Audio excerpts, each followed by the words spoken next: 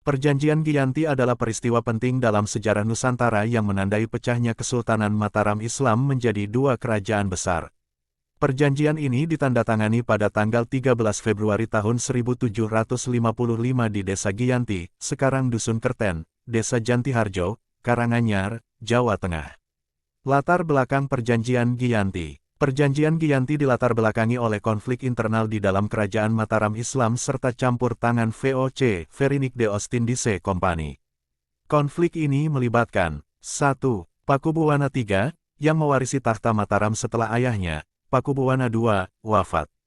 2. Pangeran Mangkubumi, adik dari Pakubuwana II dan paman dari Pakubuwana III, yang merasa memiliki hak atas takhta Mataram. 3. Raden Mas Said Pangeran Sambernyawa, keponakan dari Pakubuwana II dan Pangeran Mangkubumi, yang juga menuntut hak atas takhta. VOC memanfaatkan konflik ini melalui politik adu domba.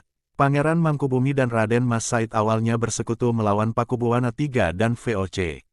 Namun, VOC kemudian menawarkan pembagian kekuasaan kepada Pangeran Mangkubumi untuk mengakhiri perlawanan. Isi pokok Perjanjian Giyanti. Perjanjian Giyanti secara garis besar terdiri dari 9 pasal, beberapa sumber menyebut 10 pasal, yang intinya adalah 1.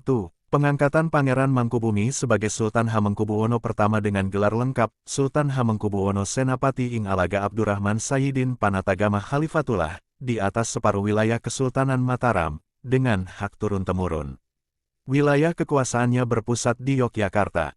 2. Pembagian wilayah Mataram. Wilayah timur Sungai Opa dikuasai oleh Sunan Pakubuwana III dengan kedudukan di Surakarta, menjadi Kasunanan Surakarta Hadiningrat. Wilayah barat Sungai Opa diserahkan kepada Pangeran Mangkubumi yang kemudian mendirikan Kesultanan Ngayogyakarta Hadiningrat. 3. Kewajiban Pepati Dalem dan Bupati, sebelum menjalankan tugas, Pepati Dalem pemegang kekuasaan eksekutif sehari-hari, dan para bupati di kedua kerajaan harus mengucapkan sumpah setia kepada VOC. Pengangkatan atau pemberhentian mereka juga harus dengan persetujuan VOC.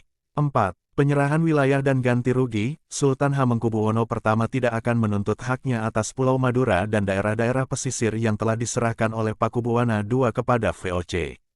Sebagai gantinya, VOC akan memberikan ganti rugi sebesar 10.000 rial setiap tahun. 5. Kewajiban menjual bahan makanan, Sultan berjanji akan menjual bahan-bahan makanan dengan harga tertentu kepada VOC.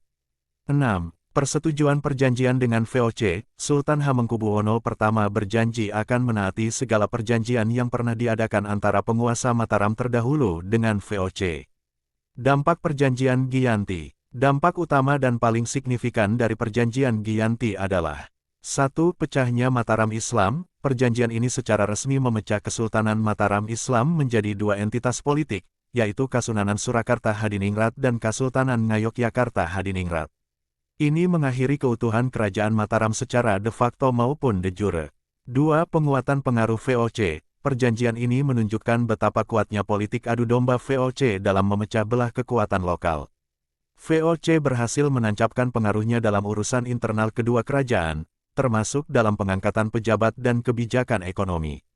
3. Pergeseran nilai budaya. Otoritas VOC yang dominan dalam perjanjian ini juga menyebabkan pergeseran nilai-nilai budaya di Mataram, dari yang awalnya memiliki semangat maritim menjadi lebih terestrial. Perjanjian Giyanti menjadi titik awal bagi pembentukan dua dinasti baru yang masih eksis hingga saat ini, yaitu Kasunanan Surakarta dan Kasultanan Yogyakarta.